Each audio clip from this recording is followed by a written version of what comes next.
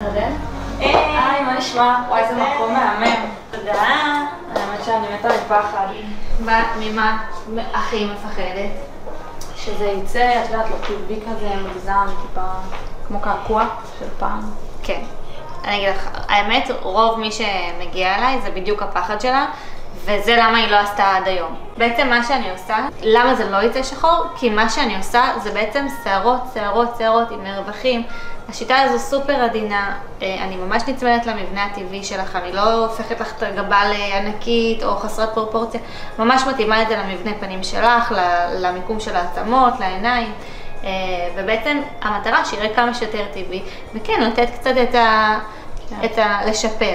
אז אני אסביר לך מה אנחנו הולכות לעשות עכשיו. נעשה תיאום ציפיות כזה בינינו, תגידי לי מה מפריע לך, אני אגיד לך בדיוק מה אני חושבת, שנכון מבחינה מקצועית. אחרי זה אני עושה סרטוט, מראה לך, מסבירה לך בדיוק איפה אני הולכת למקם כל שערה. אחרי שאת מאשרת לי, אנחנו מתחילות. יאללה. יאללה. בבקשה, קחי. תגידי לי בדיוק מה מפריע לך, כאילו...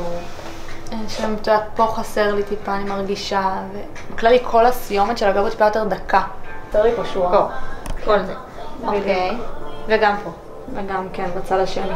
אוקיי, אז אני אגיד לך, בעיקרון מה שאני עושה, אני יכולה להוסיף לך פה עוד שורה, שזה בעצם יעבה לך קצת, אבל אני ממש נצמדת למבנה הטבעי של הגבה שלך, אני הולכת לפי המיקום של העיניים, של העצמות, של האף, אז כן אפשר למלא פה את כל הדלילות ולהוסיף עוד שורה, כאילו כל זה למלא. בדיוק, כאילו חסר, מרגיש כאילו חסר שורה. גם פה.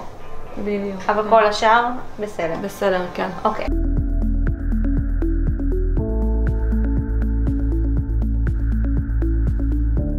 מה שאני הולכת לעשות זה בעצם להוסיף לך את רואה כל איפה שחסר.